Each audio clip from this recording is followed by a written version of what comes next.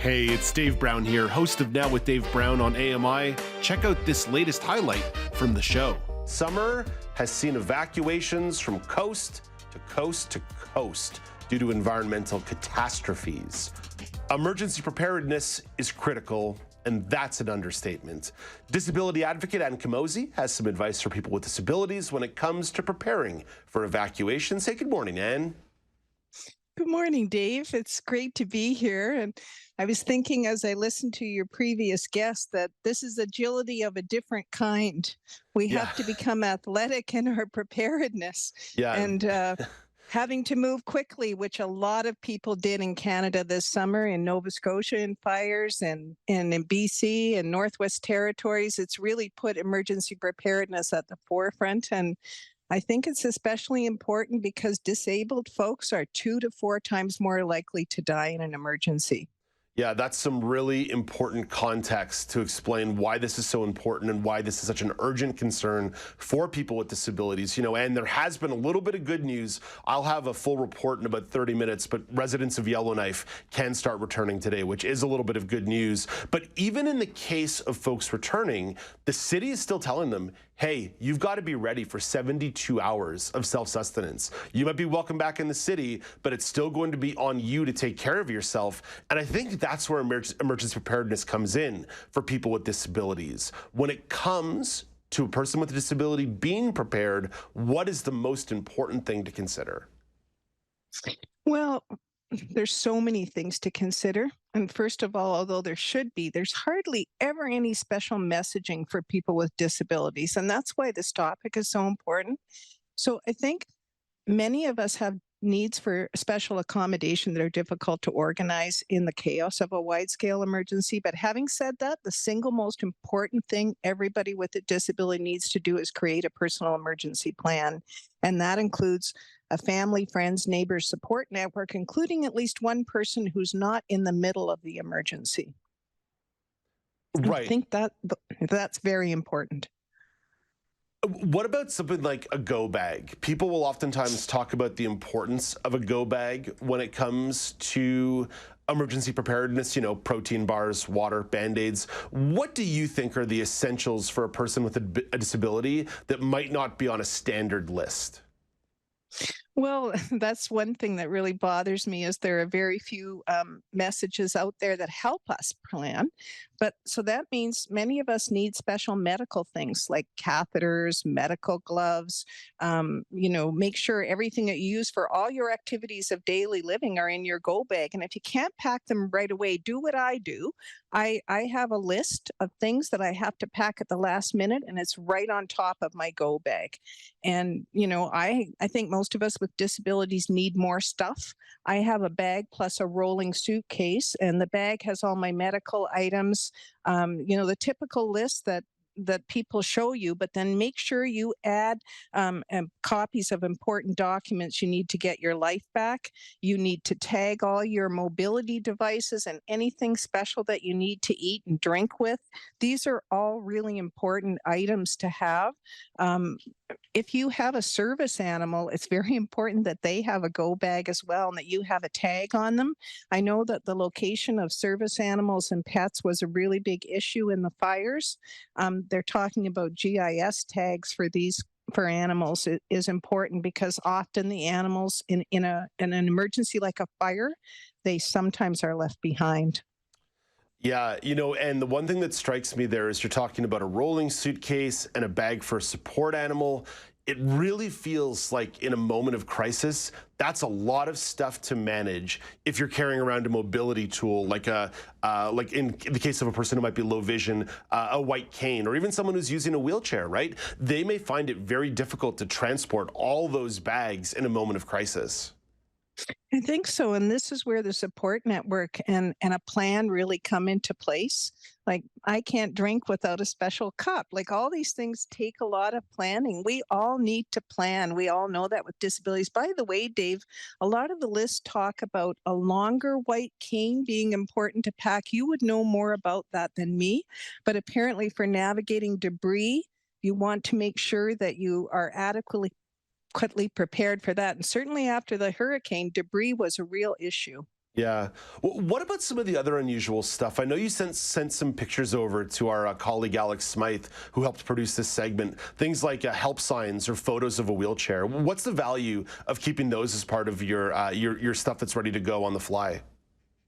Well, one of the things I've created for myself is a checklist that actually says what kind of help I need. It describes me. It describes that I'm hearing impaired, that I have hearing aids, that I can only see with my glasses, that I could actually walk maybe 2 steps if people were helping me, and I can feed myself. These things are important for people to know in case we can't communicate. After Fiona, I had been up all night. I lost the ability to talk due to spasming.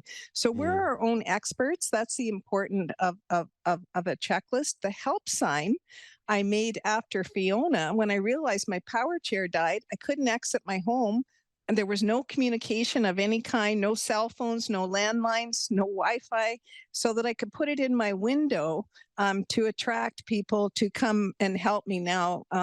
So that's important, I think. And also, I thought if I was in a shelter or something and I can't raise my voice, I can hold that sign on my lap to indicate that I need some help. I just came up with that idea myself. And I sent photos of my wheelchair to Alex because I created a sign for my power chair that I keep under the cushion of my power chair so that I can put it up on the back of the chair immediately if I had to evacuate quickly. And I have a tag, and I have tagged all my mobility device. You're looking at my manual folding chair there. I've already been told by emergency management here I might have to evacuate without my power chair, which scares the heck out of me. But then Right. I don't want them to come in here and wreck it. So those instructions tell them how to put it into manual mode, and it warns them not to sit in it. It warns them that, it's an expensive thing and that I need it back as quickly as possible. And all of those suggestions are what I would call out of the box, but super logical and pragmatic, right? It works under the assumption that in a time of crisis, even if somebody has the best intentions from emergency services or other support services, their brain's going in a million directions as well. So what you've offered out there is at the very least a blueprint to say, hey, I'm trying to help you. I'm trying to meet you halfway if you can help me. That just makes so much sense to me. Yeah, I think so. And I think beyond these preparations that you can do at home, the other things that people can do to feel prepared are reach out to your local EMO folks and connect with them. Find out what's available in your community, whether you need accommodation. Put up your hand and say, in a wide scale emergency, I'm vulnerable. I'm not vulnerable. I live alone. Completely capable of that. But in a wide scale disaster, I am. And also, we all need to advocate for better emergency preparedness for people with disabilities. We especially need messaging like where are the accessible comfort centers, and above all, make sure you have a way to receive emergency alerts. This is particularly important for you, Dave, and all of us out there with hearing and visual impairment. That what I remember most about Fiona was the complete lack of ability to communicate. Yeah, it's something that strikes me as well, Anne, that no matter how independent you are, no matter how capable you are, even no matter how prepared you are, it's in moments that are unusual when people really feel their disability at a much, much smaller scale than a hurricane or a tropical storm. I remember last winter when the ice storm was hitting through the Toronto, Ottawa, Montreal corridor that canceled a bunch of train travel and other travel through the corridor. I was trying to get home for Christmas. And again, I want to acknowledge this is deep, deep privilege. I did not lose my life. My life was not in danger. But it's in those moments that you realize, gosh darn, having a disability really sucks. Yeah, yeah. It really highlights for us where the gaps are in society to meet our needs. First of all, that there's no messaging directly for us, but also that there's no planning. That I was told, take an ambulance when you need to evacuate. I don't need an ambulance. I'm not sick. I just need my power wheelchair. And ambulances don't take mobility devices. So if we can't change the conversation right away, we have to look after ourselves. And that's really what I'm trying to do. I'm trying to sort of swallow my pride and say, these are things we need to talk about, and we need to admit that we are more vulnerable in a wide-scale emergency. Yeah, the understanding that there's some ableism or societal barriers or bigger institutional things that need to be fixed in times of crisis. Sometimes you've got to put those things aside and, as you say, swallow the pride a little bit and take the help where you can find it, but also make sure that people around you understand that, hey, this is not the standard, but this is the standard that I'm going to hold you to in the time of a crisis. And it's expected that there's going to be more storms along the Atlantic coast this fall. Of course, you never know the paths of any hurricanes, no matter what the number may be. But what's on your mind as you're entering what could be a busy tropical storm and hurricane season in Atlantic Canada? Yeah, first of all, fear.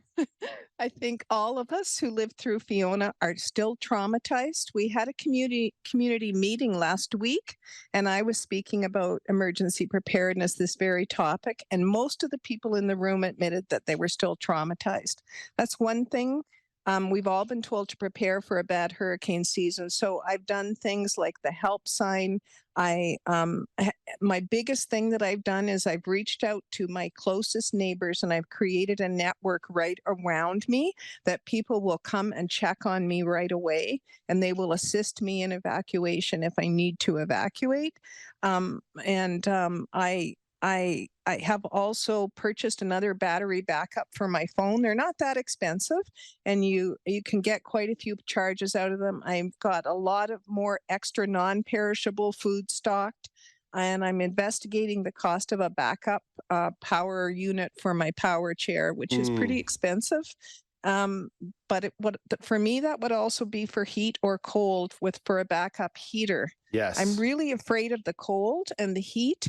In BC, in the heat dome, 619 people died. 60% of those people were over 70, and many had disabilities. And I think that was due to the lack of power to power fans. Yes. So that's a concern for me as well. And I think it should be a concern for all people with disability, is the loss of heat or cooling as our climate changes. Yeah, it's the understanding that it's not just the storm itself. The aftermath can be very difficult as well.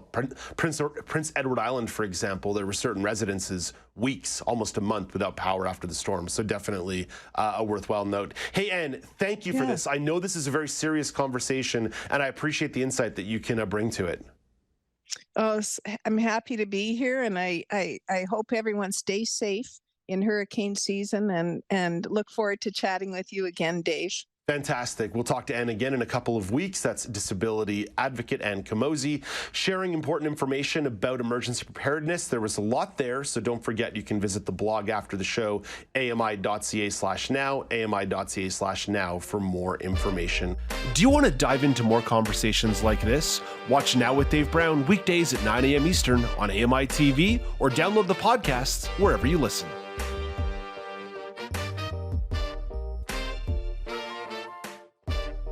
Do you want to dive into more conversations like this? Watch Now with Dave Brown weekdays at 9 a.m. Eastern on AMI TV, or download the podcasts wherever you listen.